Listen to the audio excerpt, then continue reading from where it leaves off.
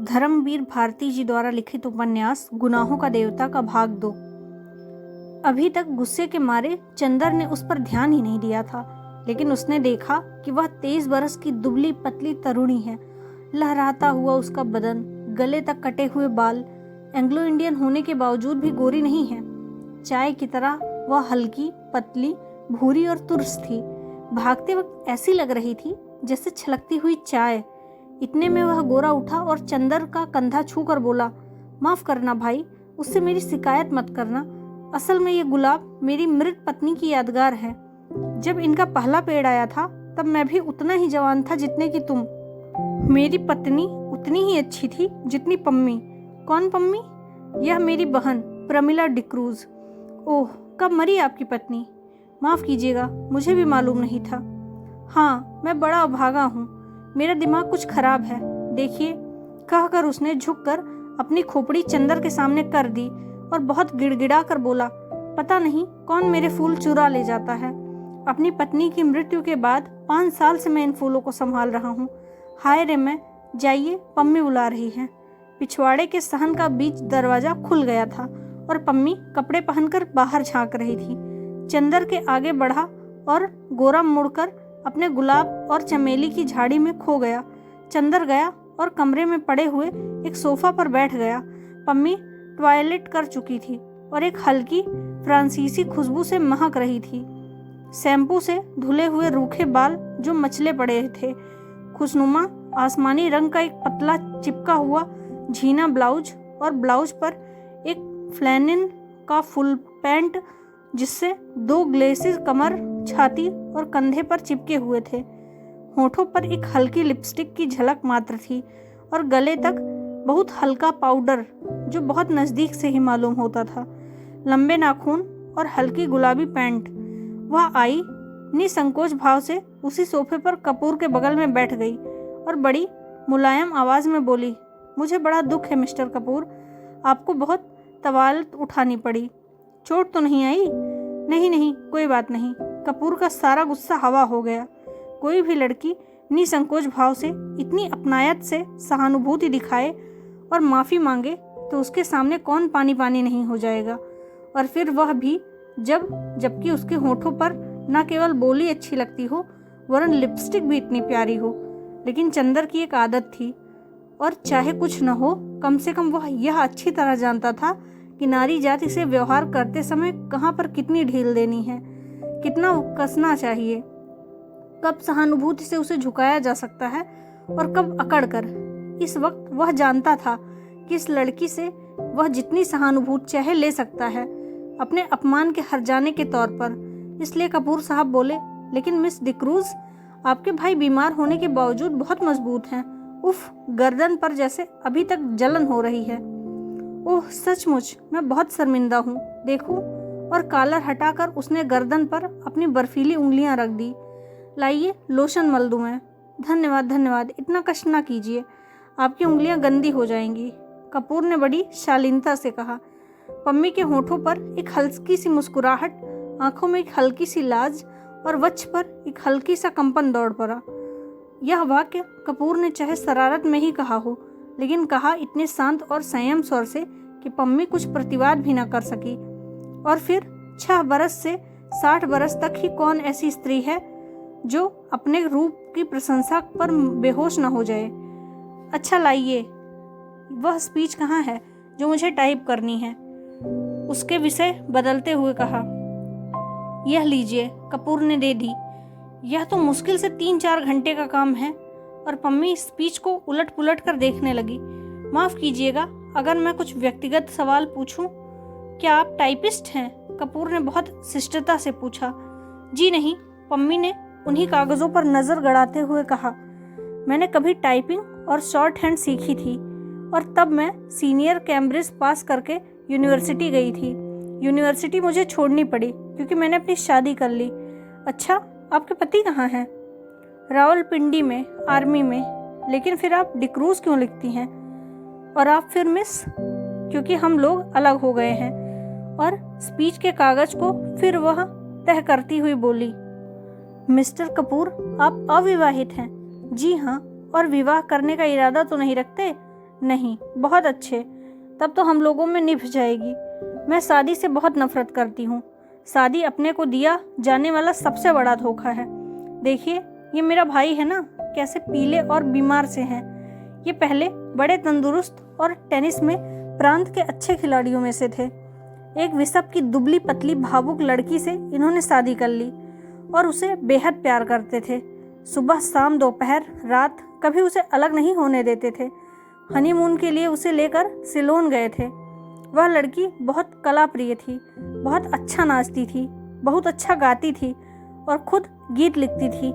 यह गुलाब का बाग उसी ने बनवाया था और इन्हीं के बीच में दोनों बैठकर घंटों गुजार देते थे।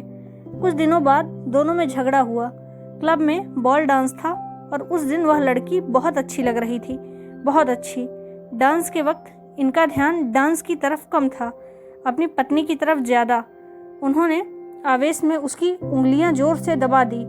वह चीख पड़ी और सभी इन लोगों की ओर देखकर हंस पड़े। वह घर आई और बहुत बिगड़ी हुई बोली, आप नाच रहे थे या टेनिस का मैच खेल रहे थे? मेरा हाथ था या टेनिस का रैकेट? इस बात पर बर्टी भी बिगड़ गया और उस दिन से इन दोनों में खटकी तो फिर कभी नहीं बनी। धीरे धीरे वह लड़की एक सर्जेंट को प्यार करने लगी। बर्टी को इतना सदमा हुआ कि वह बीमार पड़ गया, लेकिन बर्टी ने तलाक नहीं दिया, उस लड़की से कुछ कहा भी नहीं और उस लड़की ने सर्जेंट से प्यार जारी रखा। लेकिन बीमारी में बर्टी की बहुत सेवा की। बर्टी अच्छा हो गया। उसके बाद उसको एक बच्ची हुई और उसी में वह मर गई। हालांकि हम लोग सब जानते थे कि वह बच्ची उस सर्जेंट की ही थी, लेकिन बर्टी को यकीन नहीं होता था। वह सर्जेंट को प्यार करती थी। वह कहता है, यह दूसरे को प्यार करती होती तो मेरी इतनी सेवा कैसे कर सकती थी भला।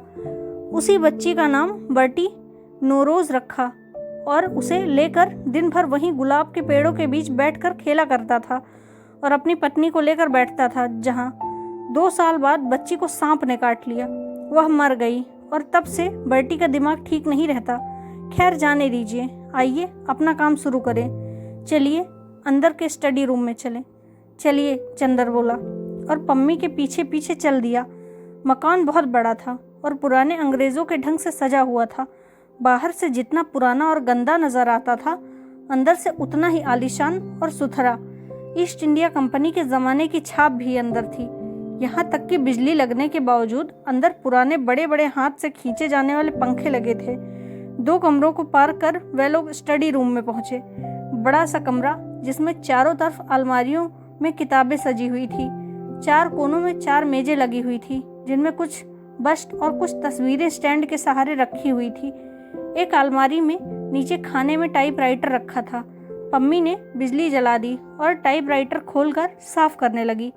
चंदर घूमकर किताबें देखने लगा। एक कोने में कुछ मराठी की किताबें रखी थी। उसे बड़ा ताज्जुब हुआ।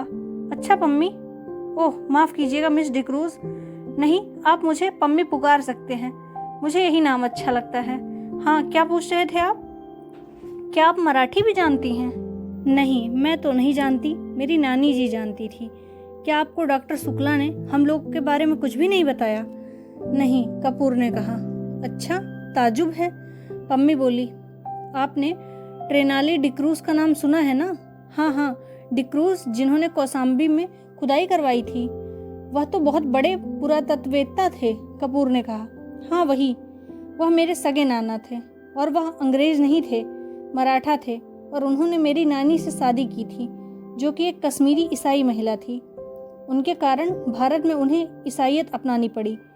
यह मेरे नाना का ही मकान है और अब हम लोगों को मिल गया है। डॉक्टर शुक्ला के दोस्त मिस्टर श्रीवास्तव बैरिस्टर है ना, वे हमारे खानदान के अटॉर्नी थे।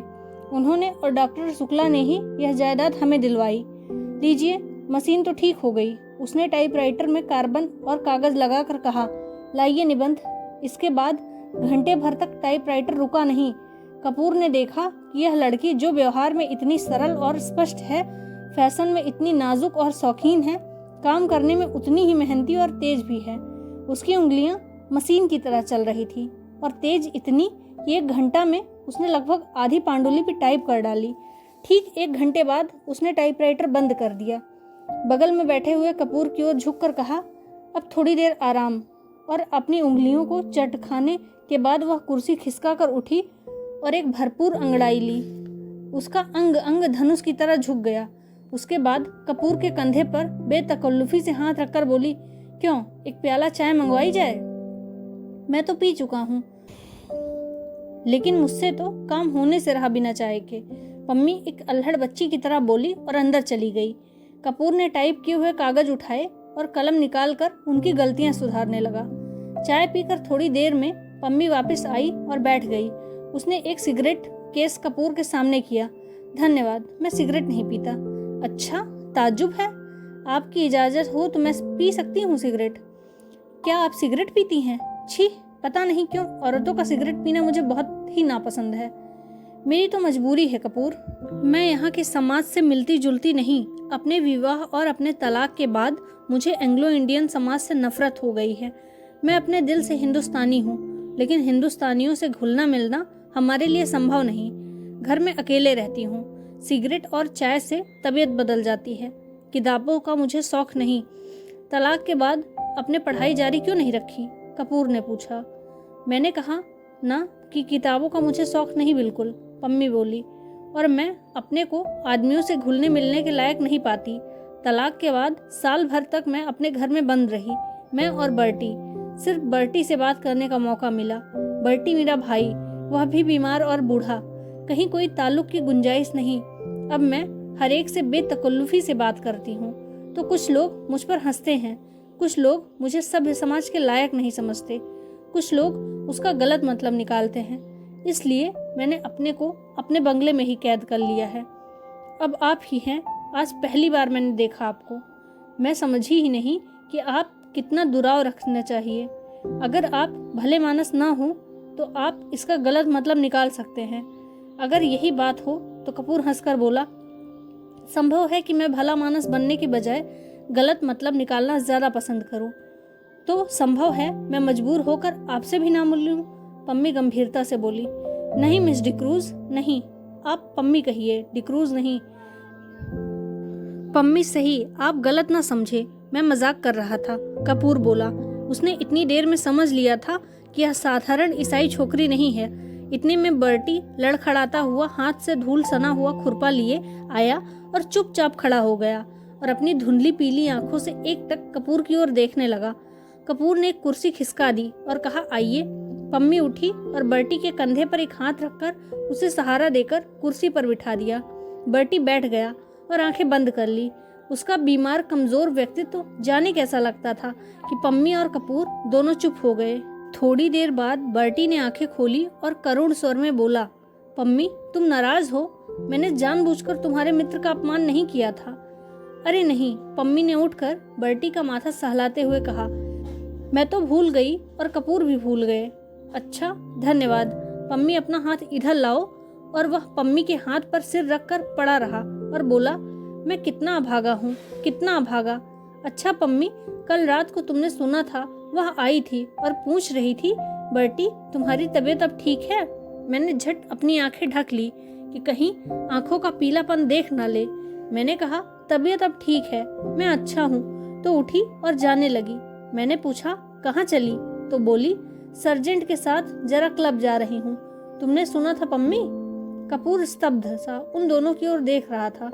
पम्मी ने कपूर को आंख का इशारा करते हुए कहा, हाँ, हमसे मिली थी वह, लेकिन बर्टी वह सर्जेंट के साथ नहीं गई थी। हाँ, तब? बर्टी की आंखें चमक उठी और उसने उल्लास भरे स्वर से पूछा। वह बोली, बर्टी के ये गुलाब सर्जेंट से ज्यादा प्यारे हैं। पम्मी बोली, अच्छा। मुस्कुराहट से बर्टी का चेहरा खिल उठा। उसकी पीली पीली आंखें और धंस गई और दांत बाहर झलकते हुए लगे। फिर से कहो। उसने कहा, ये गुलाब सर्जेंट से ज्यादा प्यारे हैं। फिर इन्हीं गुलाबों पर नाचती रही और सुबह होते ही इन्हीं फूलों में छिप गई। तुम्हें सुबह किसी फूल में तो नहीं दिखी? तुम्हें तो किसी फूल में नहीं मिली? बर्टी ने बच्चों के से भोले विश्वास के स्वर से कपूर से पूछा। चंदर चौंक उठा। पम्मी और बर्टी की इन बातों पर उसका मन बेहद भर आया। बर्टी की मुस्कुराहट पर उसकी नसें थर्रा उठी थी। नहीं, मैंने तो नहीं देखा था, चंदर ने कहा। बर्टी ने फिर मायूसी से सिर झुका लिया और आंखें बंद कर ली और कराहती हुई आवाज में बोला, जिस फूल में वह छिप गई थी उसी को किसी ने चुरा लिया होगा। फिर सहसा वह तनकर खड़ा हो गया और पुचकारते हुए बोला, जाने कौन ये फूल चुराता है। अगर मुझे एक बार मिल जाए तो मैं उसका खून ऐसे पी लूं। उसने हाथ की उंगलियां काटते हुए कहा और उठकर लड़खड़ाता हुआ चला गया। वातावरण इतना भारी हो गया था कि फिर पम्मी और कपूर ने कोई बात नहीं की। पम्मी ने चुपचाप टाइपिंग करना शुरू किया और कपूर चुपचाप बर्टी की बातें सोचता रहा। घंटा भर बाद टाइपराइटर खामोश हुआ तो कपूर ने कहा, पम्मी, मैंने जितने लोग देखे हैं उनमें शायद बर्टी सबसे विचित्र है और शायद सबसे दयनीय। पम्मी खामोश रही। फिर उसी लापरवाही से अंगड़ाई लेते हुए बोली, मुझे बर्टी की बातों पर जरा भी दया नहीं आती। मैं उसको दिलासा देती हूँ क्योंकि वह मेरा भाई है और बच्चे की तरह नासमझ और लाचार है। कपूर चौंक गया। वह पम्मी की ओर आश्चर्य से चुपचाप देखता रहा, कुछ बोला नहीं। क्यों, तुम्हें ताज्जुब क्यों हुआ? पम्मी ने कुछ मुस्कुरा कर कहा, लेकिन मैं सच कहती हूँ। वह बहुत गंभीर हो गई। मुझे जरा तरस नहीं आता इस पागलपन पर। क्षण भर चुप रही, फिर जैसे बहुत ही तेजी से बोली, तुम जानते हो उसके फूल कौन चुराता है? मैं उसके फूल तोड़कर फेंक देती हूँ। मुझे शादी से नफरत है। शादी के बाद होने वाले आपसी धोखेबाजी से नफरत है और उस धोखेबाजी के बाद इस झूठ मूठ की यादगार और बेईमानी के पागलपन से नफरत है। और ये गुलाब के फूल, ये क्यों मूल्यवान है? इसलिए ना कि इसके साथ बर्टी की जिंदगी की इतनी बड़ी ट्रेजेडी गुथी हुई है। अगर एक फूल से खूबसूरत होने के लिए आदमी की जिंदगी में इतनी बड़ी ट्रेजेडी आना जरूरी है तो लानत है उस फूल की खूबसूरती पर। मैं उससे नफरत करती हूँ, इसलिए मैं किताबों से नफरत करती हूँ। एक कहानी लिखने के लिए कितनी कहानियों की ट्रेजेडी बर्दाश्त करनी होती है। पम्मी चुप हो गई। उसका चेहरा सुर्ख हो गया। थोड़ी देर बाद उसका तैस उतर गया। वह अपने आवेश पर खुद शर्मा गई। उठकर वह कपूर के पास गई और उसके कंधे पर हाथ रखकर बोली, बर्टी से मत कहना, अच्छा? कपूर ने सिर हिलाकर स्वीकृति दी और कागज समेटकर खड़ा हुआ। पम्मी ने उसके कंधे पर हाथ रखकर उसे अपनी ओर घुमाकर कहा, देखो, पिछली 4 साल में मैं अकेली थी और किसी दोस्त का इंतजार कर रही थी। तुम आए और दोस्त बन गए, तो अब अक्सर आना है। अच्छा, कपूर ने गंभीरता से कहा, डॉक्टर शुक्ला से मेरा अभिवादन कहना। कहीं यहाँ जरूर आए। आप कभी चलिए, वहाँ उनकी लड़की है, आप उससे मिलकर खुश होंगी। पम्मी उसके साथ फाटक तक पहुँचाने चली गई तो देखा बर्टी एक चमेली के झाड़ में टहनियाँ हटा हटा कर कुछ ढूंढ रहा था।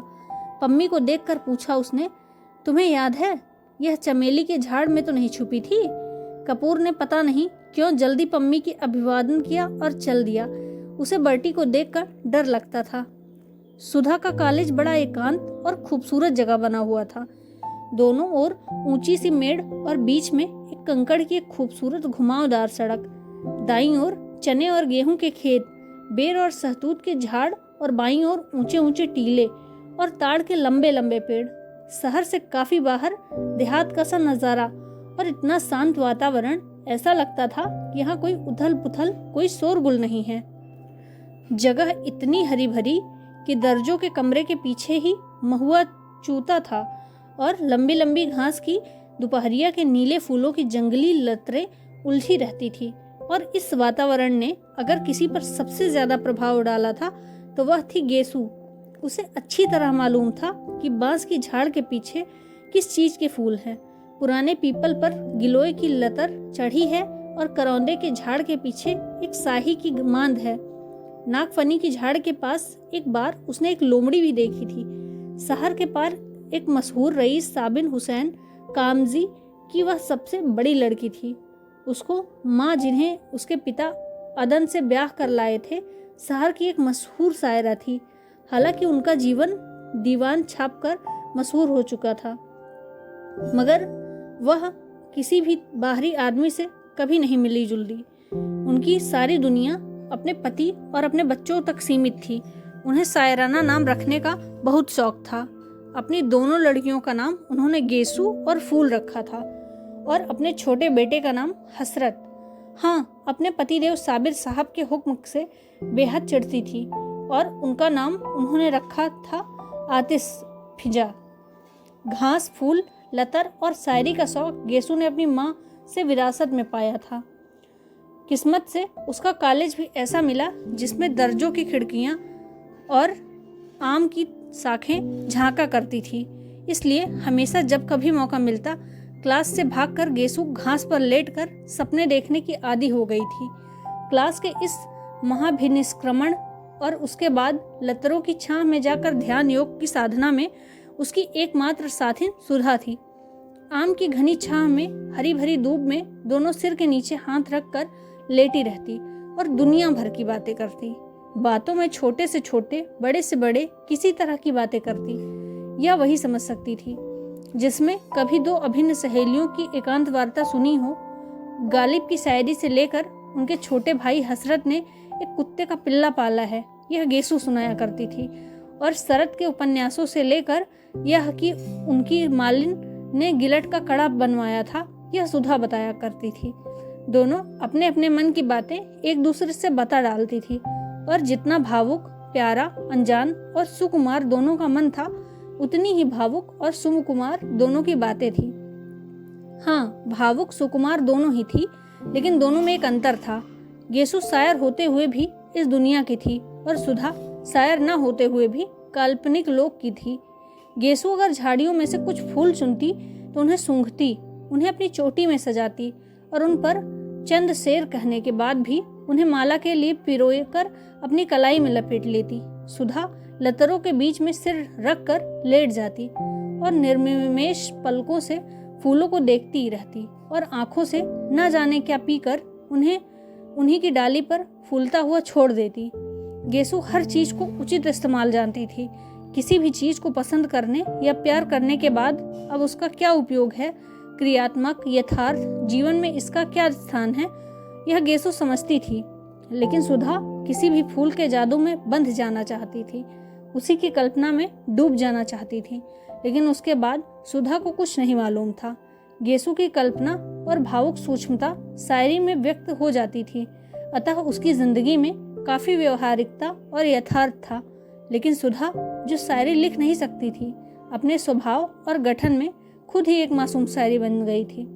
वह भी पिछले 2 साल में तो सचमुच ही इतनी गंभीर, सुकुमार और भावना में बन गई थी कि लगता था कि सूर के गीतों से उसके व्यक्तित्व के रेशे बुन गए हों। लड़कियां गेसु और सुधा के इस स्वभाव पर उनकी अभिन्नता से वाकिफ थी और इसलिए जब आज सुधा की मोटर आकर सायबान में रुकी और उसमें से सुधा और गेसु हाथ में फाइल लिए उतरी तो कामिनी ने हंसकर प्रभा से कहा, लो चंदा सूरज की जोड़ी आ गई। सुधा ने सुना, मुस्कुराकर गेसु की ओर, फिर कामिनी और प्रभा की ओर देखकर हंस दी। सुधा बहुत कम बोलती थी, लेकिन उसकी हंसी ने उसे खुश मिजाज साबित कर रखा था। वह सभी की प्यारी थी। प्रभा ने आकर सुधा के गले में बांह डालकर कहा, गेसु बनो, थोड़ी देर के लिए सुधा रानी को हमें दे दो, जरा कल के नोट्स उतारने हैं इनसे पूछकर।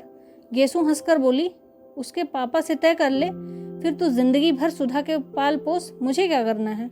जब सुधा प्रभा के साथ चली गई तो गेसु ने कामिनी के कंधे पर हाथ रखा और कहा, कम्मो रानी, अब तो तुम ही हमारे हिस्से में पड़ी, आओ चलो देखें लतर में कुंदरू हैं। कुंदरू तो नहीं, अब चने का खेत हरिया आया है, कम्मो बोली। गृह विज्ञान का पीरियड था और मिस उमालकर पढ़ा रही थी। बीच की कतार की एक बेंच पर कामिनी, प्रभा, गेसु और सुधा बैठी थी। हिस्सा बांट अभी तक कायम था, अतः कामिनी के बगल में गेसु, गेसु के बगल में प्रभा और प्रभा के बाद बेंच के कोने पर सुधा बैठी थी। मिस उमालकर रोगियों के खान पान के बारे में समझा रही थी। मेज के बगल में खड़ी हुई, हाथ में एक गुलाब लिए हुए, उसी पर निगाह लगाए वह बोलती जा रही थी। शायद अंग्रेजी की किताब में जो कुछ लिखा हुआ था उसी का हिंदी में उल्था करते हुए बोलती जा रही थी। आलू एक नुकसानदायक तरकारी है। रोग की हालत में वह खुश्क होता है, गर्म होता है और हजम मुश्किल से होता है। सहसा गेसु ने एकदम बीच में पूछा, गुरुजी, गांधी जी आलू खाते हैं या नहीं? सभी हंस पड़े।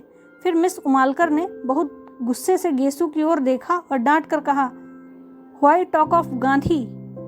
आई want no political discussion in class. Gandhi से क्या मतलब? मैं दर्जे में राजनीति बहस नहीं चाहती हूँ। इस पर तो सभी लड़कियों की दबी हुई हंसी फूट पड़ी। मिस उमालकर झल्ला गई और मेज पर किताबें पटकते हुए बोली, साइलेंस। सभी चुप हो गए। उन्होंने फिर पढ़ाना शुरू किया। जिगर के रोगियों के लिए हरी तरकारियां बहुत फायदेमंद होती हैं। लौकी, पालक और हर किस्म के हरे साग तंदुरुस्ती के लिए बहुत फायदेमंद होते हैं। सहसा प्रभा ने कुहनी मारकर गेसू से कहा, ले फिर क्या है, निकल चने का हरा साग, खा खाकर मोटे हो मिस उमालकर के घंटे में। गेसू ने अपने कुर्ते की जेब से बहुत सा साग निकाला, कामिनी और प्रभा को दिया। मिस उमालकर अब शक्कर के हानि लाभ बता रही थी। लंबे रोग के बाद में रोगी को शक्कर कम देनी चाहिए। दूध या साबूदाने में ताड़ की मिश्री मिला सकते हैं। दूध तो ग्लूकोज के साथ बहुत स्वादिष्ट लगता है। इतने में जब तक सुधा के पास साग पहुंचा कि फौरन मिस उमालकर ने देख लिया। वह समझ गई यह शरारत गेसू की होगी। मिस गेसू, बीमारी की हालत में दूध काहे के साथ स्वादिष्ट लगता है?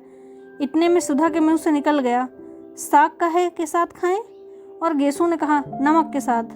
नमक के साथ, मिस उमालकर ने कहा। बीमारी में दूध नमक के साथ अच्छा लगता है? खड़ी हो, कहाँ था तुम्हारा ध्यान?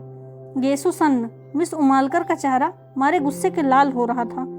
क्या बात कर रही थी तुम और सुधा? गेसू सन्न।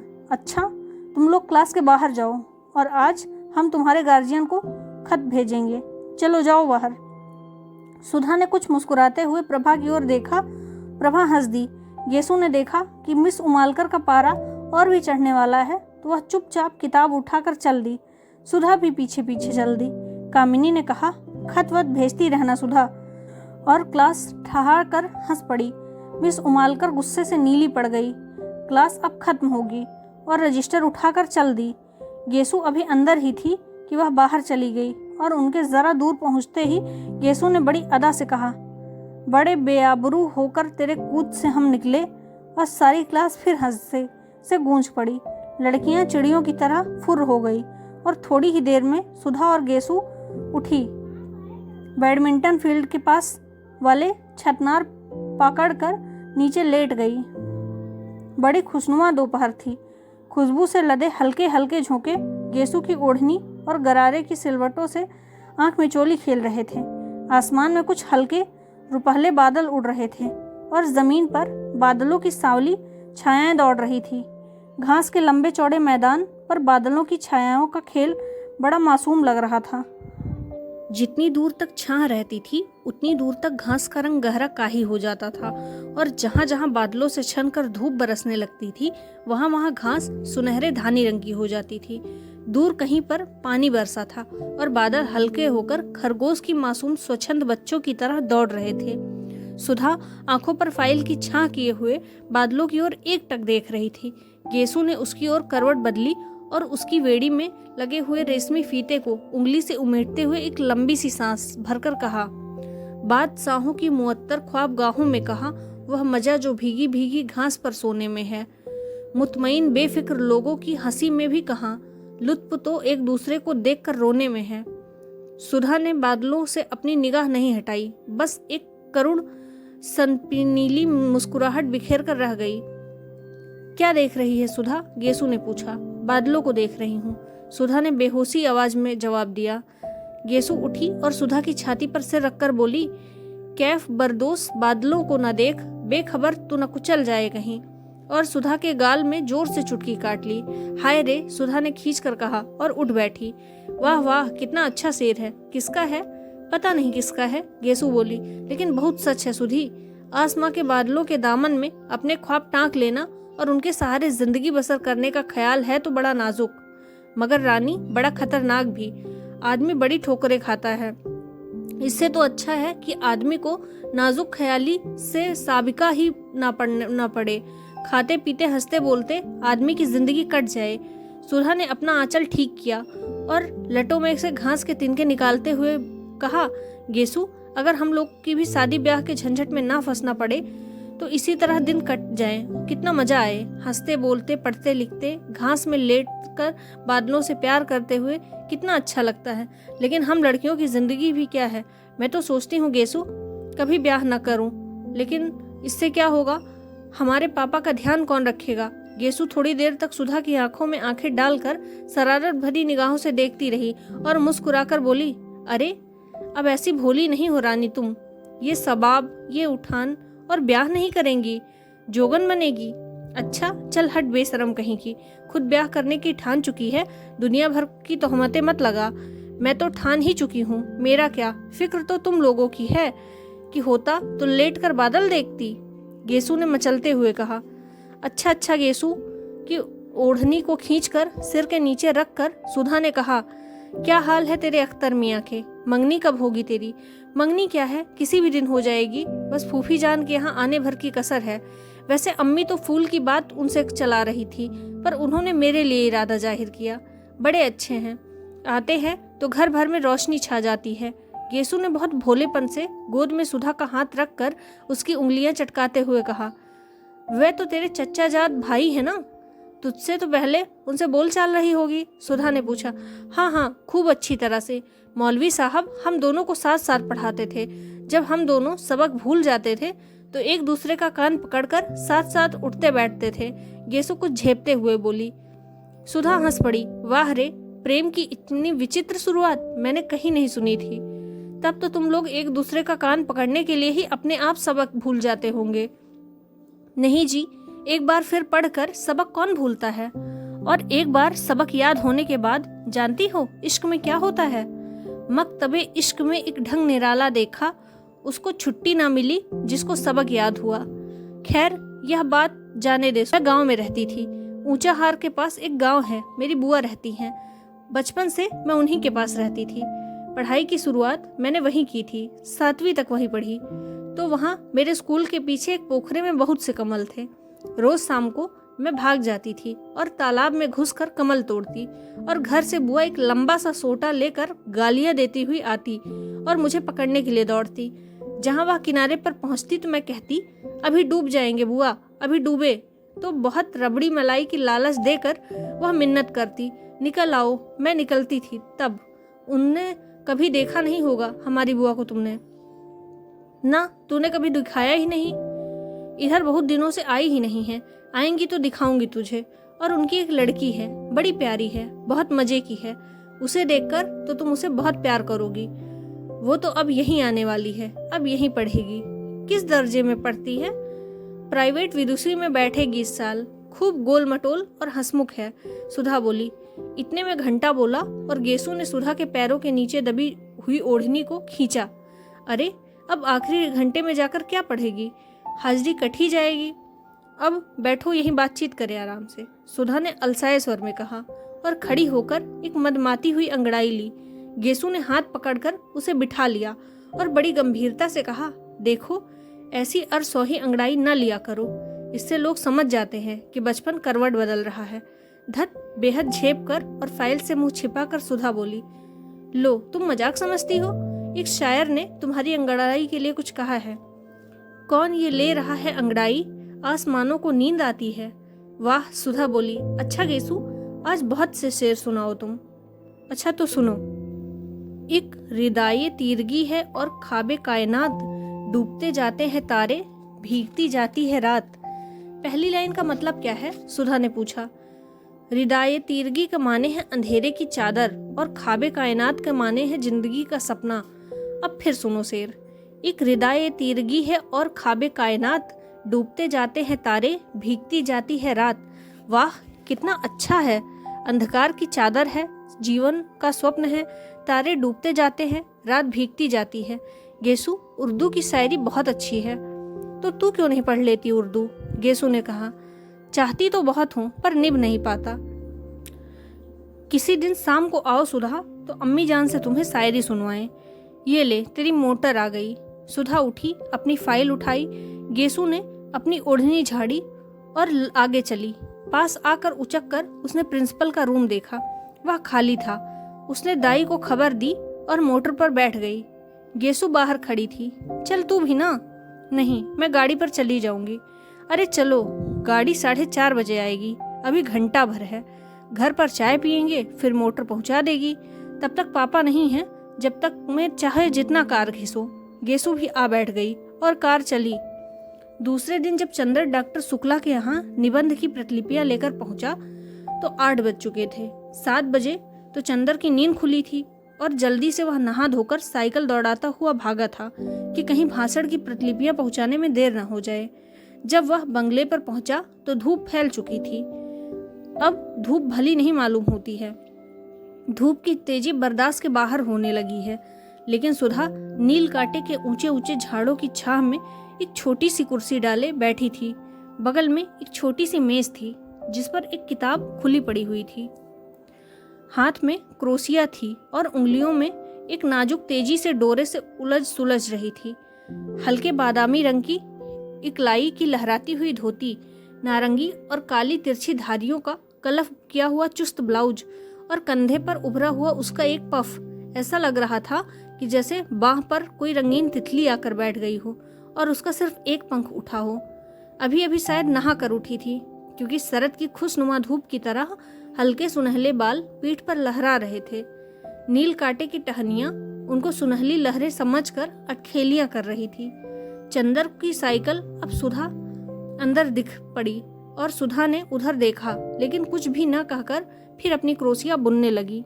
चंदर सीधा पोर्टिको में गया और अपनी साइकिल रखकर भीतर चला गया डॉक्टर शुक्ला के पास।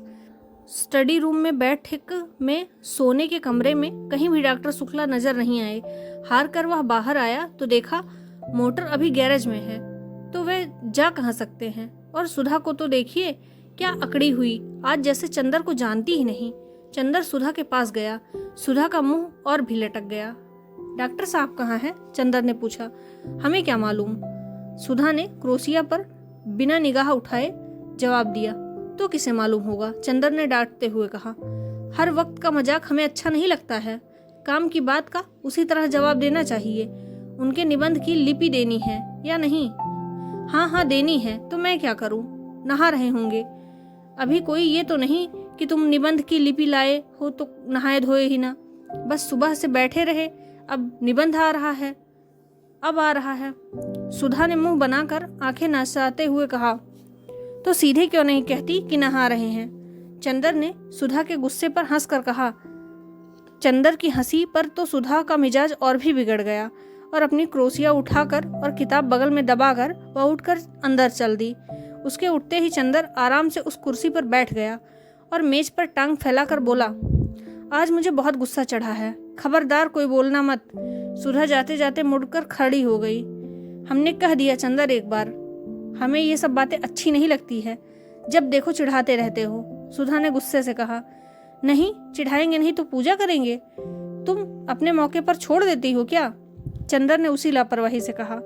सुधा गई नहीं, वही घास पर बैठ गई और किताबें खोलकर पढ़ने लगी। जब 5 मिनट तक वह कुछ नहीं बोली तो चंदर ने सोचा आज बहुत गंभीर बात है। सुधा, उसने बड़े दुलार से पुकारा। सुधा। सुधा ने कुछ नहीं कहा, मगर 2 बड़े बड़े आंसू टपक गए किताब के नीचे।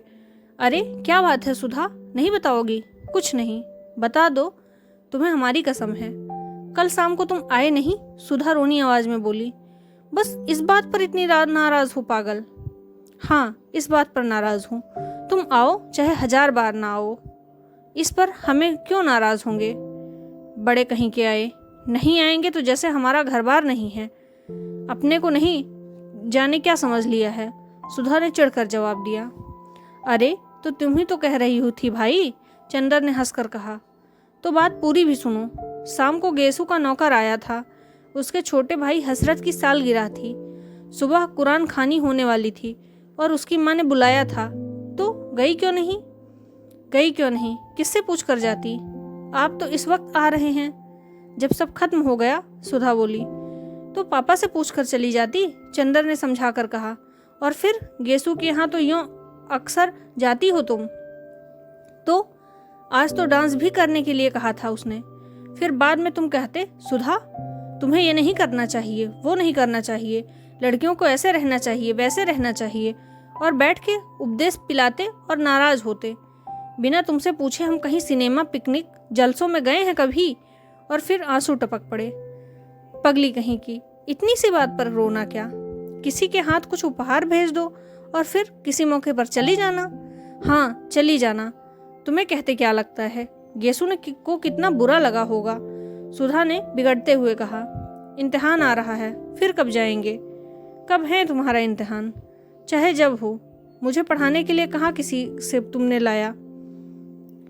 अरे भूल गए? अच्छा, आज देखो कहेंगे। कहेंगे कहेंगे नहीं, आज दोपहर से बुला लाइए, वरना हम सब किताबों में लगाए देते हैं आग, समझे कि नहीं? अच्छा अच्छा, आज दोपहर को बुला लाएंगे। ठीक, अच्छा याद आया, बिसरिया से कहूँगा तुम्हें पढ़ाने के लिए, उसे रुपए की ज़रूरत भी है। चंदर ने छुटकारे को रास्ता न पाकर कहा। आज दोपहर को जरूर से, सुधा ने फिर आंखें नचाकर कहा। लो पापा आ गए नहाकर, आओ।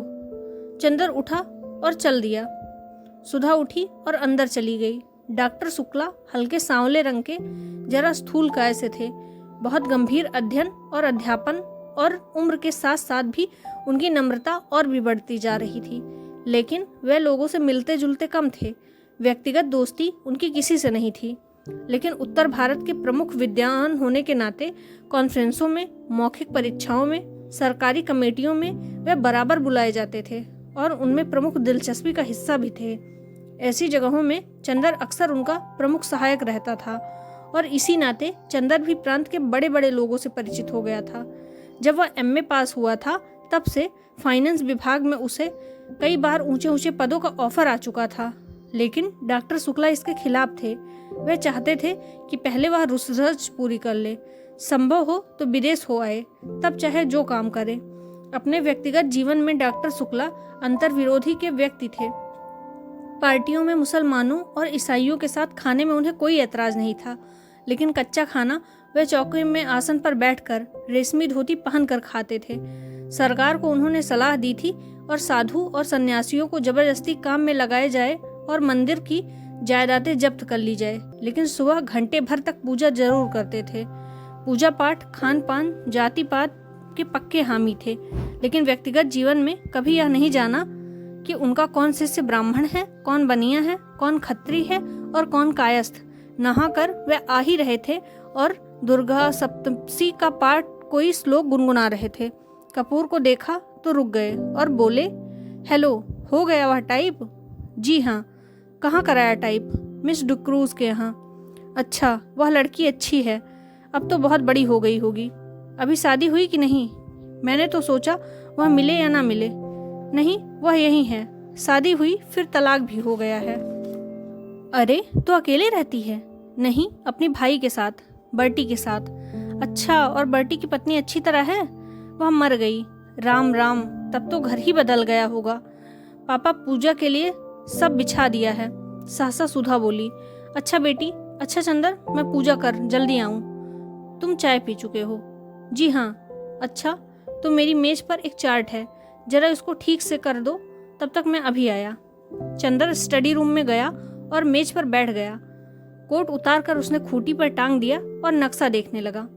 पास में एक छोटी सी चीनी की प्याली में चाइना इंक रखी हुई थी और मेज पर पानी। उसने 2 बूंद पानी डालकर चाइना इंक घिसनी शुरू की। इतने में सुधा कमरे में दाखिल। ए सुनो, उसने चारों ओर देखकर बड़े सशंकित स्वर में कहा और फिर झुककर चंदर के कानों के पास मुंह लगाकर कहा, चावल की नान खटाई खाओगे? ये क्या भला है? चंदर ने इंक घिसते हुए पूछा। बड़ी अच्छी चीज है, पापा को बहुत अच्छी लगती है। आज हमने सुबह अपने हाथों से बनाई है। खाओगे? सुधा ने बड़े दुलार से पूछा। ले आओ, चंदर ने कहा। ले आए हम, लो। और सुधा ने अपने आंचल में लिपटी हुई नान खटाई निकालकर मेज पर रख दी। अरे, तस्तरी में क्यों नहीं लाई? सब धोती में घी लग गया है। इतनी बड़ी हो गई हो, शऊर नहीं है जरा सा भी, चंदर ने बिगड़ कर कहा। छिपा करके लाए हैं, फिर ये सकरी होती है कि नहीं? चौके के बाहर कैसे लाते? तुम्हारे लिए तो लाए हैं और तुम ही बिगड़ रहे हो। अंधे को नोन दो, अंधा कहे मेरी आंख फोड़ी। सुधा ने मुंह बनाकर कहा। खाना है कि नहीं? हाथ में तो हमारे स्याही लगी है, चंदर बोला। हम अपने हाथ से नहीं खिलाएंगे, हमारा हाथ जूठा हो जाएगा। और राम राम, पता नहीं तुम रेस्तोरें के मुसलमानों के साथ खाते होगे। थू थू। चंदर हंस पड़ा सुधा की इस बात पर और उसने पानी से हाथ डुबोकर बिना पूछे सुधा के आंचल में हाथ पोंछ दिया और स्याही और बेतकल्लिफी से नान खटाई उठाकर खाने लगा। बस अब धोती का किनारा रंग दिया और यही पहनना है हमें दिन भर, सुधा ने बिगड़ कर कहा। खुद नान खटाई छिपा कर लाई और घी लग गया तो कुछ नहीं, हमने स्याही पोंछ दी तो मुंह बिगड़ गया। चंदर ने मैपिंग पेन पर इंक लगाते हुए कहा। हाँ, अभी पापा देखें और बिगड़े कि धोती में घी स्याही सब लगाए रहती हो, तुम्हें क्या। और उसने स्याही लगा हुआ छोर कसकर कमर में खोस लिया। छी, वही घी में तर छोर कमर में खोस लिया, गंदी कहीं की। चंदर ने चार्ट की लाइनें ठीक करते हुए कहा। गंदी हैं तो तुम्हें मतलब। और मुंह चिढ़ाते हुए सुधा कमरे से बाहर चली गई। चंदर चुपचाप बैठा चार्ट दुरुस्त करता रहा। उत्तर प्रदेश के पूर्वी जिला बलिया, आजमगढ़, बस्ती, बनारस आदि में बच्चों की मृत्यु संख्या का ग्राफ बनाना था और एक और उनके नक्शे पर बिंदुओं का एक सघनता से मृत्यु संख्या का निर्देश करना था। चंदर की एक आदत थी, वह काम में लगता था तो भूत की तरह लगता था। फिर उसे दीन दुनिया किसी की खबर नहीं रहती थी। खाना पीना, तन बदन किसी का होश नहीं रहता था। इसका एक कारण था, चंदर उन लड़कों में से था जिनकी जिंदगी बाहर से बहुत हल्की फुल्की होती हुए भी अंदर से बहुत गंभीर और अर्थमयी होती है, जिनके सामने एक स्पष्ट उद्देश्य, एक लक्ष्य होता है। बाहर से चाहे जैसे होने पर अपने आंतरिक सत्य के प्रति घोर ईमानदारी यह उन लोगों में विशेषता होती है और सारी दुनिया के प्रति अगंभीर और अश्रृंखल्य होने पर भी जो चीजें उनकी लक्ष्य परिधि में आ जाती हैं उनके प्रति उनकी गंभीरता साधना और पूजा बन जाती हैं। इसलिए बाहर से इतना व्यक्तिवादी और सारी दुनिया के प्रति निरपेक्ष और लापरवाह दिख पड़ने पर भी वह अंतर्मन से समाज और युग और अपने आसपास के जीवन और व्यक्तियों के प्रति अपने को बेहद उत्तरदायी अनुभव करता था। वह देशभक्त भी था और शायद समाजवादी भी, पर अपने तरीके से। वह खद्दर नहीं पहनता था, कांग्रेस का सदस्य नहीं था, जेल नहीं गया था, फिर भी वह अपने देश को प्रेम करता था, बेहद प्रेम। उसकी देशभक्ति, उसका समाजवाद सभी उसके अध्ययन और खोज में समा गए थे। वह यह जानता था कि समाज के सभी स्तंभों का स्थान अपना अलग अलग होता है। अगर सभी मंदिर के कंगूरे का फल बनने की कोशिश करने लगे तो नींव की ईंट और सीढ़ी का पत्थर कौन बनेगा। और वह जानता था कि अर्थव्यवस्था वह पत्थर है जिस पर समाज के सारे भवन का बोझ है। और उसने निश्चय किया था कि अपने देश, अपने युग के आर्थिक पहलू की वह खूब अच्छी तरह से अपने ढंग से विश्लेषण करके देखेगा। और उसे आशा थी कि वह एक दिन ऐसा समाधान खोज निकालेगा कि मानव की बहुत सारी समस्याएं हल हो जाएंगी और आर्थिक और राजनीतिक क्षेत्र में अगर आदमी खूंखार बनकर जानवर बन गया है तो एक दिन दुनिया उसकी एक आवाज पर देवता बन सकेगी। इसलिए जब वह बैठकर कानपुर के मिलों के मजदूरों के वेतन का चार्ट बनाता था या उपयुक्त साधनों के अभाव में मर जाने वाली गरीब औरतों और बच्चों का लेखा जोखा करता था, तो उसके सामने अपना कैरियर, अपनी प्रतिष्ठा, अपनी डिग्री का सपना नहीं होता था। उसके मन में उस वक्त वैसा संतोष होता था जो किसी पुजारी के मन में होता है जब वह अपने देवता की अर्चना के लिए धूप दीप नैवेद्य सजाता है। बल्कि चंदर थोड़ा भावुक था।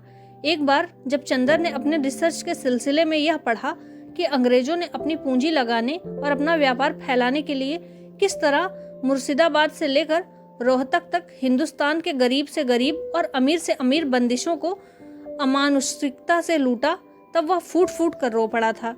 लेकिन इसके बावजूद उसने राजनीति में कभी डूब कर हिस्सा नहीं लिया, क्योंकि उसने देखा कि उसके जो भी मित्र राजनीति में गए वे थोड़े दिन बाद बहुत प्रसिद्ध और प्रतिष्ठा पा गए, मगर आदमीयता खो बैठे। अपने अर्थशास्त्र के बावजूद वह यह समझता था कि आदमी की जिंदगी सिर्फ आर्थिक पहलू तक सीमित नहीं है। वह यह भी समझता था कि जीवन को सुधारने के लिए सिर्फ आर्थिक ढांचा बदल देने से कुछ नहीं होता। उसके लिए आदमी का सुधरना भी जरूरी होगा, व्यक्ति का सुधार करना होगा, वरना एक भूरे पूरे और वैभवशाली समाज में भी आज कैसे अस्वस्थ और पाशविक प्रवृत्ति वाले व्यक्ति रहेंगे तो दुनिया ऐसी ही लगेगी जैसे एक खूबसूरत सजा सजाया महल जिसमें कीड़े और राक्षस रहते हों। वह यह भी समझता था कि वह जिस तरह की दुनिया का सपना देखता है वह दुनिया आज किसी भी एक राजनीतिक क्रांति या किसी भी विशेष पार्टी की सहायक मात्र से नहीं बन सकती। उसके लिए आदमी को अपने को बदलना होगा, किसी समाज को बदलने से काम नहीं चलेगा। इसलिए वह अपने व्यक्ति के संसार में निरंतर लगा रहता था और समाज के आर्थिक पहलू को समझने के लिए कोशिश करता रहता था। यही कारण है कि अपने जीवन में आने वाले व्यक्तियों के प्रति वह बेहद ईमानदार रहता था और अपने अध्ययन और काम के प्रति वह सचेत और जागरूक रहता था और वह अच्छी तरह समझता था कि इस तरह वह दुनिया को उस ओर बढ़ाने में थोड़ा और मदद कर रहा है। चूंकि अपने को वह सत्य की वही चिंगारी पाता था, इसलिए कवि या दार्शनिक ना होते हुए भी वह इतना भावुक, इतना दृढ़ चरित्र, इतना सशक्त और इतना गंभीर था और काम में वह इस तरह करता था जैसे वह किसी की एकाग्र उपासना कर रहा हो। इसलिए वह चार्ट के नक्शे पर कलम चला रहा था तो उसे मालूम नहीं हुआ कि कितनी देर से डॉक्टर शुक्ला आकर उसके पीछे खड़े हो गए। वाह, नक्शे पर तो तुम्हारा हाथ बहुत अच्छा चलता है, बहुत अच्छा। अब उसे रहने दो, लाओ देखें तुम्हारा काम कैसा चल रहा है। आज तो इतवार है ना। डॉक्टर शुक्ला पास की कुर्सी पर बैठकर बोले, चंदर, आजकल मैं एक किताब लिखने का सोच रहा हूँ। मैंने सोचा कि भारतवर्ष की जाति व्यवस्था के नए वैज्ञानिक ढंग से अध्ययन और विश्लेषण किया जाए। तुम इसके बारे में क्या सोचते हो? व्यर्थ है। जो व्यवस्था आज नहीं तो कल चूर चूर हो जानी है, उसके बारे में तुमार बांधना और समय बर्बाद करना बेकार है। चंदर ने बहुत आत्मविश्वास से कहा। यही तो तुम लोगों में खराबी है। कुछ थोड़ी सी खराबियां जाति व्यवस्था में देख ली और उसके खिलाफ हो गए। एक रिसर्च स्कॉलर का दृष्टिकोण ही दूसरा होना चाहिए। फिर हमारे भारत की प्राचीन सांस्कृतिक परंपराओं को तो बहुत ही सावधानी से समझने की आवश्यकता है। यह समझ लो कि मानव जाति दुर्बल नहीं है। अपने विकास क्रम में वह उन्हीं संस्थानों, रीति रिवाजों और परंपराओं को रहने हुए मान देती है जो उसके अस्तित्व के लिए बहुत आवश्यक होती है। अगर वे आवश्यक ना हुई तो मानव उससे छुटकारा मांग लेता है। यह जाति व्यवस्था जाने कितने सालों से हिंदुस्तान में कायम है। क्या यह इस बात का प्रमाण नहीं है कि यह बहुत सशक्त और अपने में बहुत जरूरी है? अरे, हिंदुस्तान की भली चलाई। चंदर बोला, हिंदुस्तान में तो गुलामी कितने दिनों से कायम है, क्या वह भी जरूरी है? बिल्कुल जरूरी है, डॉक्टर शुक्ला बोले। मुझे भी हिंदुस्तान पर गर्व है। मैंने कभी कांग्रेस का काम किया, लेकिन मैं इसे नतीजे पर पहुंचता हूं कि जरा सी आज़ादी अगर मिलती है हिंदुस्तानियों को तो वे उसका भरपूर दुरुपयोग करने से बाज नहीं आते हैं और कभी भी ये लोग अच्छे शासक नहीं निकलेंगे। अरे नहीं, ऐसी बात नहीं। हिंदुस्तानियों को ऐसा बना दिया है अंग्रेजों ने, वरना हिंदुस्तानी ने तो चंद्रगुप्त और अशोक पैदा किए थे। और रही जाति व्यवस्था की बात, तो मुझे तो स्पष्ट दिख रहा है कि जाति व्यवस्था टूट रही है। कपूर बोला, रोटी बेटी की कैद थी, रोटी की कैद तो करीब करीब टूट गई है। अब बेटी की कैद भी, ब्याह शादियों भी एक दो पीढ़ी के बाद स्वच्छंदता से होने लगेंगी। अगर ऐसा होगा तो बहुत गलत होगा। इससे जातिगत पतन होगा। ब्याह शादी को कम से कम मैं भावना की दृष्टि से नहीं देखता। यह एक सामाजिक तथ्य है और उसकी दृष्टि से हमें देखना चाहिए। शादी में सबसे बड़ी बात होती है सांस्कृतिक समानता, और जब अलग अलग जाति में अलग अलग रीति रिवाज हैं तो एक जाति की लड़की दूसरी जाति में जाकर कभी भी अपने आप को ठीक से संतुलित नहीं कर सकती। और फिर एक बनिया की व्यापारिक प्रवृत्तियों की लड़की और एक ब्राह्मण का अध्ययन वृत्ति का लड़का, उसकी संतान ना इधर विकास कर सकती है ना उधर। यह तो सामाजिक व्यवस्था का व्यर्थ के लिए असंतुलन करना हुआ। हाँ, लेकिन विवाह को आप केवल समाज के दृष्टिकोण से क्यों देखते हैं? व्यक्ति के दृष्टिकोण से भी देखिए। अगर दो विभिन्न जाति के लड़के लड़की अपना मानसिक संतुलन ज़्यादा अच्छा कर सकते हैं तो क्यों ना विवाह की इजाज़त दी जाए। ओह, एक व्यक्ति के सुझाव के लिए हम समाज को क्यों नुकसान पहुंचाएं?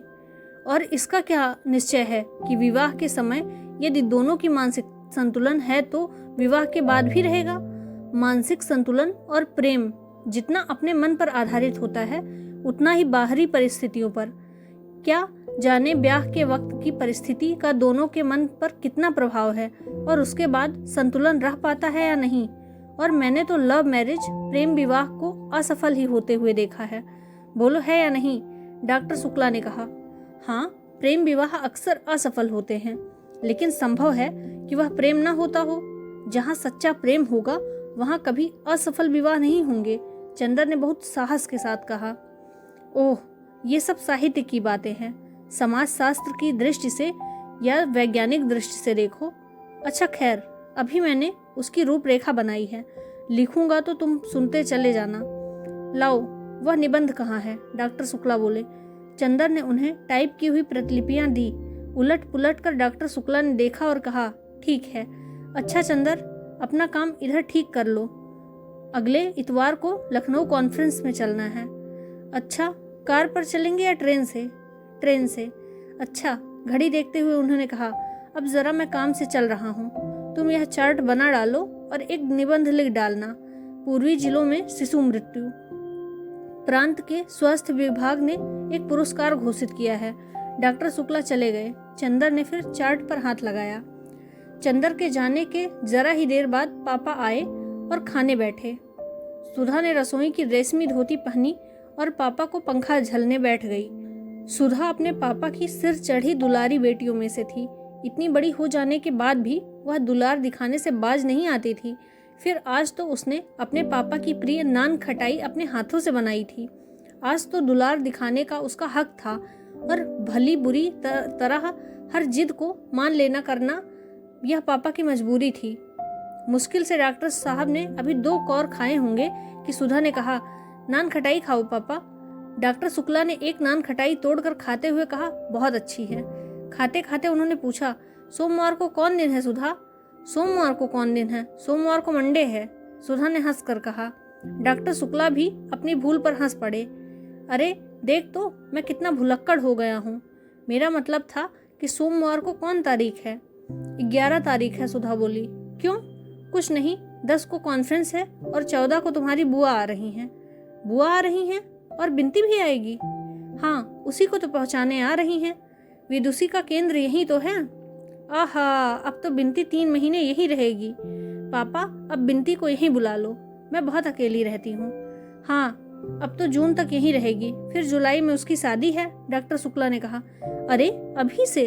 अभी उसकी उम्र ही क्या है? सुधा बोली। क्यों, तेरे बराबर है। अब तेरे लिए भी तो बुआ ने लिखा है। नहीं पापा, हम ब्याह नहीं करेंगे, सुधा ने मचल कर कहा। तब? बस हम पढ़ेंगे, FA कर लेंगे, फिर BA, फिर MA, फिर रिसर्च, फिर बराबर पढ़ते जाएंगे। फिर एक दिन हम भी तुम्हारे बराबर हो जाएंगे। क्यों पापा? पागल नहीं तो। बातें तो सुनो उसकी। ला 2 नान खटाई दे। शुक्ला फिर हंसकर बोले, नहीं, पहले तो कबूल दो, तब हम नान खटाई देंगे। बताओ, ब्याह तो नहीं करोगे? सुधा ने 2 नान खटाइयाँ हाथ से उठाकर कहा। ला रख। नहीं, पहले बता दो। अच्छा, नहीं करेंगे। सुधा ने दोनों नान खटाइयाँ रख कर पंखा झलना शुरू किया। इतने में फिर नान खटाइयाँ खाते हुए डॉक्टर शुक्ला बोले, तेरी सास तुझे देखने आएंगी तो क्या नान खटाइयाँ तुमसे बनवा कर खिलाएंगे? फिर वही बात, सुधा ने पंखा पटक कर कहा। अभी तुम वादा कर चुके हो कि ब्याह नहीं करोगे। हाँ, ब्याह नहीं करूँगा, यह तो कह दिया मैंने, लेकिन तेरा ब्याह नहीं करूँगा यह मैंने कब कहा था? हाँ, ये तो फिर झूठ बोल गए तुम, सुधा बोली। अच्छा चलो बाहर, महाराजिन ने डांट कर कहा। इतनी बड़ी बिटिया हो गई है, मारे दुलार के बर्रानी जाती है। महाराजिन पुरानी थी और सुधा को डांटने का पूरा हक था उसे, और सुधा भी उसका बहुत लिहाज करती थी। वह उठी और चुपचाप जाकर अपने कमरे में लेट गई। 12 बज रहे थे। वह लेटी लेटी कल रात की बातें सोचने लगी। क्लास में क्या मजा आया था, कल गेसु कितनी अच्छी लड़की है। इस वक्त गेसु के यहाँ खाना पीना हो रहा होगा और फिर सब लोग मिलकर गाएंगे। कौन जाने, शायद दोपहर को कव्वाली भी हो। इन लोगों के यहाँ कव्वाली इतनी अच्छी होती है, सुधा सुन नहीं पाएगी और गेसु ने भी कितना बुरा माना होगा। और यह सब चंदर की वजह से। चंदर हमेशा उसके आने जाने, उठने बैठने में कातर व्योम करता रहता है। एक बार वह अपने मन से लड़कियों के साथ पिकनिक में चली गई थी। वहीं चंदर ने बहुत से दोस्त भी थे। एक दोस्त ने जाकर चंदर से जाने क्या कह दिया कि चंदर उस पर बिगड़ा, और सुधा कितनी रोई थी उस दिन। चंदर बहुत खराब है। सच पूछो तो अगर कभी कभी वह सुधा का कहना मान लेता है तो उससे 2 गुना सुधा तब रोब जमाती है और सुधा को रुला रुला कर मार डालता है और खुद अपने आप दुनिया भर में घूमेगा। अपना काम होगा तो चलो सुधा अभी करो फौरन, और सुधा का काम होगा तो अरे भाई क्या करें, भूल गए। अब आज ही देखो सुबह 8 बजे आए और अब देखो 2 बजे भी जनाब आते हैं या नहीं, और कह गए हैं 2 बजे तक के लिए। 2 बजे तक सुधा को चैन नहीं पड़ेगा, ना नींद आएगी ना किसी काम में तबीयत लगेगी। लेकिन अब ऐसे काम कैसे चलेगा? इम्तिहान को कितने थोड़े दिन रह गए हैं और सुधा की तबीयत सिवा पोएट्री कविता के और कुछ पढ़ने में नहीं लगती है। कब से वह चंदर से कह रही है कि थोड़ा सा इकोनॉमिक्स पढ़ा दो, लेकिन ऐसा स्वार्थी है कि बस चाय पी ली, नान खटाई खा ली, रुला लिया और फिर अपने मस्त साइकिल में घूम रहे हैं। यही सब सोचते सोचते सुधा को नींद आ गई और 3 बजे जब गेसु आई तो सुधा भी सो रही थी। पलंग के नीचे डीएमसी का गोला खुला हुआ था और तकिए के पास क्रोसिया पड़ी थी। सुधा भी बड़ी प्यारी, बड़ी खूबसूरत और ख़ास तौर पर उसकी पलकें तो अपराजिता के फूल को से मात दे रही थी और थी इतनी गोरी गुदकारी कि कहीं पर दबा दो तो फूल खिल जाए। मूंगियां होठों पर जाने कैसा अछूता गुलाब मुस्कुरा रहा था और बाहों को जैसे बेले की पंखुड़ियों की बनी हों। गेसु आई, उसके हाथ में मिठाई थी जो उसकी माँ ने सुधा के लिए भेजी थी। वह पल भर खड़ी रही और फिर उसने मेज पर मिठाई रख दी और क्रोसिया से सुधा की गर्दन गुदगुदाने लगी। सुधा ने करवट बदल ली। गेसु ने नीचे पड़ा हुआ डोरा उठाया और आहिस्ता से उसकी चटकीली डोरी एक डोर से बांधकर दूसरे छोर मेज के पाए में बांध दी और उसके बाद सुधा उठो। सुधा चौंक कर उठ गई और आंखें मलते मलते बोली, अब 2 बजे हैं, लाए उन्हें या नहीं? ओहो, उन्हें लाए या नहीं? किसे बुलाया था रानी 2 बजे? जरा हमें भी तो मालूम हो। गेसु ने बाह में चुटकी काटते हुए कहा। ओफो, सुधा बाह झटक कर बोली, मार डाला, बेदर्दी कहीं की। ये सब अपने उन्हीं अख्तर मियाँ को दिखाया करो। और ज्यों ही सुधा ने सिर ढकने के लिए पल्ला उठाया तो देखा कि चोटी डोर से बंधी हुई है। इसके पहले कि सुधा कुछ कहे, गेसु बोली, या सनम, जरा पढ़ाई तो देखो। मैंने तो सुना था कि नींद ना आए इसलिए लड़के अपनी चोटियां खूंटी में बांध लेते हैं, पर यह नहीं मालूम था कि लड़कियां भी वही करने लगी हैं। सुधा ने चोटी की डोर खोलते हुए कहा, मैं ही सताने को रह गई थी। अख्तर मियाँ की चोटी बांध कर नचाना उन्हें, अभी से बेताब क्यों हुई जाती हो? अरे रानी, उनके चोटी कहाँ? मियाँ है मियाँ, चोटी ना सही दाढ़ी होगी। दाढ़ी खुदा करे मगर वो दाढ़ी रख लें, मैं उनसे मोहब्बत तोड़ दूं। सुधा हंसने लगी। ले, अम्मी ने तेरे लिए मिठाई भेजी है, तू आई क्यों नहीं? क्या बताऊं बताऊं कुछ नहीं। अब कब तू आएगी? गेसु सुनो, इस मंगल नहीं बृहस्पति को बुआ आ रही हैं, वो चली जाएंगी तब आऊंगी। अच्छा, अब मैं चलूं? अभी कामनी और प्रभा के यहाँ मिठाई पहुंचानी है। गेसु मुड़ते हुए बोली। अरे बैठो भी। सुधा ने गेसु की ओढ़नी पकड़कर उसे खींचकर बिठलाते हुए कहा, अभी आए हो, बैठो तो, दामन संभाला है। आहा, अब तो तू भी उर्दू शायरी कहने लग गई है, गेसु ने बैठते हुए कहा। तेरा ही मर्ज लग गया है, सुधा ने हंसकर कहा। देख कहीं और भी मर्ज ना लग जाए, वरना फिर तेरे लिए भी इंतजाम करना होगा, गेसु ने पलंग पर लेटते हुए कहा। अरे ये वो गुड़ नहीं है कि चाटे खाएं। देखूंगी और देखूंगी क्या देख रही है।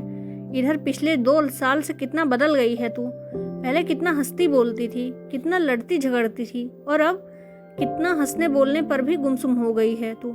और वैसे हमेशा हंसती रहे चाहे, लेकिन जाने किस ख्याल में डूबी रहती है हमेशा, गेसु ने सुधा की ओर देखते हुए कहा। धत पगली कहीं की, सुधा ने गेसु के एक हल्के सी चपत मार कर कहा। यह सब तेरे अपने ख्याली पुलाव हैं, मैं किसी के ध्यान में नहीं डूबती, यह हमारे गुरु ने सिखाया है। गुरु तो किसी के भी नहीं सिखाते सुधा रानी। बिल्कुल सच सच, क्या कभी तुम्हारे मन में किसी के लिए मोहब्बत नहीं जागी? गेसु ने बहुत गंभीरता से पूछा। देख गेसु, तुझसे मैंने आज तक तो कुछ भी नहीं छिपाया, ना शायद कभी छिपाऊंगी। अगर कभी कोई बात होती तो तुझसे छिपी ना रहती। और रहा मोहब्बत का, तो सच पूछ तो मैंने कुछ कहानियों में पढ़ा है कि किसी को देखकर मैं रोने लगूं, गाने लगूं, पागल हो जाऊं। यह सब कभी मुझे नहीं हुआ। और रही बात कविताओं की, तो उसमें की बातें मुझे बहुत अच्छी लगती हैं। कीट्स की कविताएं पढ़कर ऐसा लगता है अक्सर कि मेरी नसों का कतरा कतरा आंसू बनकर छलकने वाला है, लेकिन वह महज कविता का असर होता है। महज कविता का असर? गेसु ने पूछा। कभी किसी खास आदमी के लिए तेरे मन में हंसी या आंसू नहीं उमड़ा? कभी अपने मन को जांच कर तो देखा, कहीं तेरी नाजुक ख्यालों के पर्दे में किसी एक की सूरत तो नहीं छुपी हुई है? नहीं गेसु बानो, नहीं, इसमें मन को जांचने की क्या बात है। ऐसी बात होती और मन किसी के लिए झुकता तो खुद मुझे नहीं मालूम होता। सुधा बोली, लेकिन तुम ऐसा क्यों सोचती हो? बात यह है सुधी, गेसु ने सुधा को अपनी गोद में खींचते हुए कहा, देखो तुम मुझसे इल्म में ऊंची हो, तुमने अंग्रेजी शायरी छान डाली है, लेकिन जिंदगी से जितना मुझे साबिक पढ़ चुका है अभी तुम्हें नहीं पड़ा है। अक्सर कब, कहाँ और कैसे मन अपने को हार बैठता है यह खुद हमें नहीं पता चलता। मालूम तब होता है जब जिसके कदम पर हमने सिर रखा है वह झटके से अपने कदम घसीट ले। उस वक्त हमारी नींद टूटती है और तब हम जाकर देखते हैं कि अरे हमारा सिर तो किसी के कदमों पर रखा हुआ था और उनके सहारे आराम से सोते हुए हम सपना देख रहे थे कि हमारा सिर कहीं झुका ही नहीं। और मुझे जाने तेरी आंखों में इधर क्या दिख रहा है कि मैं बेचैन हो उठती हूँ। तूने कभी कुछ नहीं कहा, लेकिन मैंने देखा कि नाजुक असरार तेरे दिल को उस जगह छू लेते हैं जिस जगह उसी को छू सकते हैं जो अपना दिल किसी के कदमों पर चढ़ा चुका हो। और मैं यह नहीं कहती कि तूने मुझसे छिपाया है, कौन जानता है तेरे दिल ने खुद तुझसे यह राज छिपा रखा हो। और सुधा के गाल थपथपाते हुए बोली, लेकिन मेरी एक बात मानेगी तू कभी इस दर्द को मोल ना लेना, बहुत तकलीफ होती है। सुधा हंसने लगी, तकलीफ की क्या बात है, तू तो है ही, तुझसे पूछ लूंगी इसका इलाज। मुझसे पूछकर क्या कर लेगी? दर्द दिल क्या बांटने की चीज है? बांट ले अपने पराये दर्द दिल। नहीं, तू बड़ी सुकुमार है, तू इन तकलीफों के लिए बनी नहीं है मेरी चम्मा। ऐसे गेसु ने उसका सिर अपनी छाती में छिपा लिया। टन से घड़ी के 3:30 बजाए। सुधा ने अपना सिर उठाया और घड़ी की ओर देखकर कहा, ओफो, 3:30 बजे और अभी तक गायब। किसके इंतजार में बेताब है तू? गेसु ने उठकर पूछा। बस दर्द दिल, मोहब्बत, इंतजार, बेताबी, तेरे दिमाग में यही सब भरा रहता है आजकल। वही तू सबको समझाती है। इंतजार नहीं, चंदर अभी मास्टर लेकर आएंगे। अब इम्तिहान कितना नज़दीक है। हाँ, ये तो सच है। और अभी तक मुझसे पूछ क्या पढ़ाई लिखाई हुई।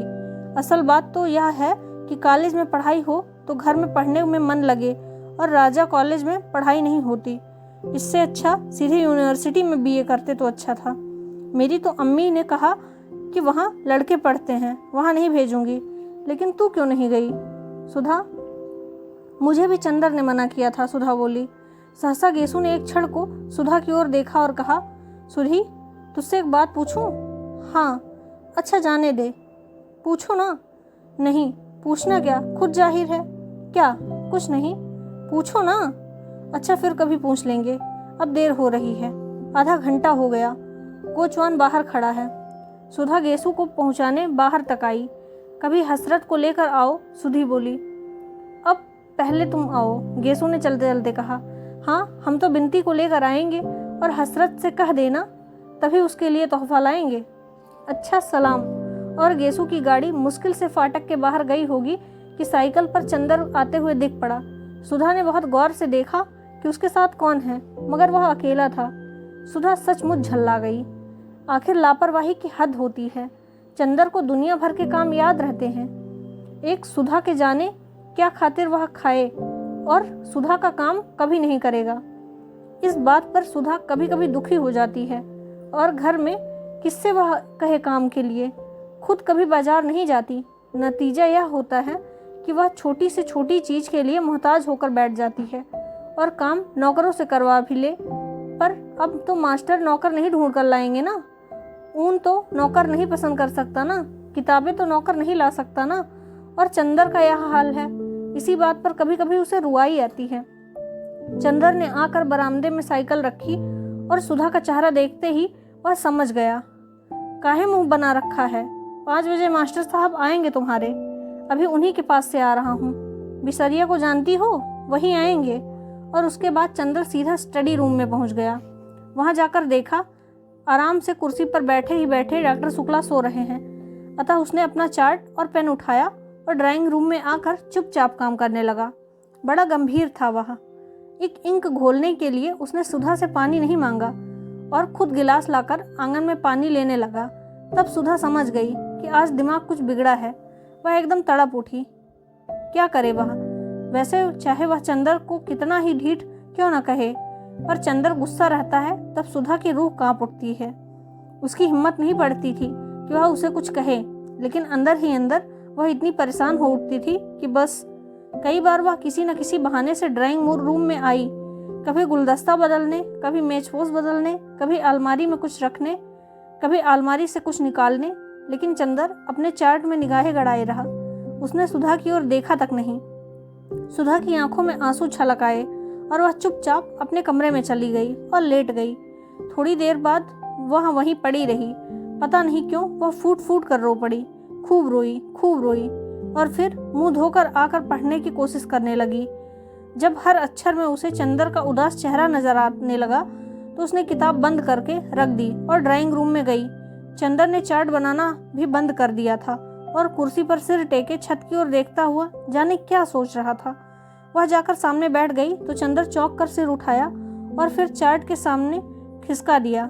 सुधा ने बड़ी हिम्मत करके कहा, चंदर। क्या? बड़े भर्राए गले से चंदर ने बोला। इधर देखो, सुधा ने दुलार से कहा। क्या है? चंदर ने उधर देखते हुए कहा। अरे सुधा, तुम रो क्यों रही हो? हमारी बात पर नाराज हो गए तुम? हम क्या करें, हमारा स्वभाव ही ऐसा हो गया है। पता नहीं क्यों तुम इतना गुस्सा आ जाता है। सुधा के गाल पर दो बड़े बड़े मोटे आंसू ढलक आए। अरे पगली, मालूम होता है तुम्हारा तो दिमाग बहुत जल्दी खराब हो जाएगा। हमने तुमसे कुछ कहा है? कह लेते तो हमें संतोष हो जाता। हमने कभी कहा तुमसे कि तुम कहा मत करो, गुस्सा मत हुआ करो, मगर तुम तो फिर गुस्सा मन ही मन में छिपाने लगे हो। इसी पर हमें रुआई आती है। नहीं सुधी, तुम्हारी बात नहीं है, हम गुस्सा भी नहीं है। पता नहीं क्यों मन बड़ा भारी सा था। क्या बात है? अगर बता सको तो बताओ, वरना हम कौन है तुमसे पूछने वाले। सुधा ने बड़े करुण स्वर में कहा। तो तुम्हारा दिमाग खराब हुआ। हमने कभी तुमसे कोई बात छिपाई है? जाओ, अच्छी लड़की की तरह मुंह धो आओ। सुधा उठी और मुंह धोकर आकर बैठ गई। अब बताओ क्या बात थी? कोई एक बात हो तो बताएं। पता नहीं, तुम्हारे घर से गए तो एक न एक ऐसी बात हो ही जाती है कि मन बड़ा उदास हो गया। आखिर फिर भी कोई तो बात हुई होगी। बात यह हुई कि तुम्हारे यहाँ से मैं घर गया खाना खाने। वहाँ देखा चाचा जी आए हुए हैं, उनके साथ एक कोई साहब और हैं। खैर बड़ी खुशी हुई। खाना वाना खाकर जब बैठे तब मालूम हुआ कि चाचा जी मेरा ब्याह तय करने के लिए आए हैं और साथ वाले साहब मेरे होने वाले ससुर हैं। जब मैंने इनकार कर दिया तो बहुत बिगड़ कर चले गए और बोले, हम आज से तुम्हारे लिए मर गए, तुम हमारे लिए मर गए। तुम्हारी माता जी कहाँ हैं? प्रतापगढ़ में, लेकिन वो तो सौतेली हैं और वे चाहती ही नहीं कि मैं घर लौटूं। लेकिन चाचा जी जरूर आज तक मुझसे कुछ मोहब्बत करते थे। आज वह भी नाराज होकर चले गए। सुधा कुछ देर तक सोचती रही, फिर बोली, तो चंदर, तुम शादी क्यों नहीं कर लेते? नहीं सुधा, शादी नहीं करनी है मुझे। मैंने देखा कि जिसकी शादी हुई कोई भी सुखी नहीं है, सभी का भविष्य बिगड़ गया है। और क्यों एक तवकाल पाल ली जाए, जाने कैसी लड़की हो, क्या हो। तो उसमें क्या, पापा से कहो उस लड़की को जाकर देख लें, हम भी पापा के साथ चले जाएंगे। अच्छी हो तो कर लो ना चंदर, फिर यही रहना, हमें अकेला भी नहीं रहना पड़ेगा। क्यों? नहीं जी, तुम तो समझती ही नहीं हो, जिंदगी निभानी है कि कोई गाय भैंस खरीदनी है। चंदर ने हंसकर कहा, आदमी एक दूसरे को समझे, बूझे, प्यार करे, तब ब्याह भी कोई माने हो तो उसी से कर लो जिससे प्यार करते हो। चंदर ने कुछ जवाब नहीं दिया। बोलो, चुप क्यों हो गए? अच्छा, तुमने कभी किसी से प्यार किया है चंदर? क्यों, बताओ ना। शायद नहीं। बिल्कुल ठीक, हम भी यही सोच रहे थे अभी। सुधा बोली। क्यों, ये क्यों सोच रही थी? इसलिए कि तुमने किया होता तो तुम हमसे थोड़ी छुपाते, हमें ज़रूर बताते, और नहीं बताता तो हम समझ गए होते कि तुमने किसी से प्यार नहीं किया। लेकिन तुमने यह पूछा क्यों सुधा? यह बात तुम्हारे मन में उठी कैसे? कुछ नहीं, अभी गेसू आई थी, वह बोली, सुधा तुमने कभी किसी से प्यार किया है? असल में वह अख्तर को प्यार करती है, उससे उसका विवाह होने वाला है। हाँ, तो उसने पूछा कि तूने किसी से प्यार किया है? हमने कहा नहीं। बोली, तू अपने से छिपाती है। तो हम मन ही मन में सोचते रहे कि तुम आओगे तो तुमसे पूछेंगे कि हमने कभी किसी से प्यार तो नहीं किया, क्योंकि तुम ही एक ऐसे हो जिससे हमारा मन कभी कोई बात नहीं छुपाता। अगर कोई बात छिपाई भी तो हमने तो तुम्हें ज़रूर बता दिया होगा। फिर हमने सोचा शायद कभी हमने प्यार किया हो और तुम्हें बताया हो, फिर हम भूल गए हों। अभी उसी दिन देखो, हम पापा की दवाई का नाम भूल गए और तुम्हें याद रहा। शायद हम भूल गए हों और तुम्हें मालूम हो। कभी हमने प्यार तो नहीं किया? नहीं, हमें तो नहीं कभी बताया, चंदर बोला। तब तो हमने प्यार व्यार किया ही नहीं। गेसु यूं ही गप्प उड़ा रही थी। सुधा ने संतोष की सांस लेकर कहा, लेकिन बस चाचा जी के नाराज होने पर तुम इतने दुखी हो गए? हो जान दो नाराज, पापा तो हैं। अभी क्या पापा मोहब्बत नहीं करते तुमसे? सो क्यों नहीं करते, तुमसे ज्यादा मुझसे मोहब्बत करते हैं। लेकिन उनकी बात से मन तो भारी हो ही गया। उसके बाद गए बिसरिया के यहाँ। बिसरिया ने कुछ बड़ी अच्छी कविताएं सुनाई। और भी मन भारी हो गया। चंदर ने कहा, लो तब तो चंदर तुम प्यार करते होगे जरूर से। सुधा ने हाथ पटक कर कहा, क्यों? गेसु कह रही थी, शायरी पर जो उदास हो जाए वह जरूर मोहब्बत करता है किसी से।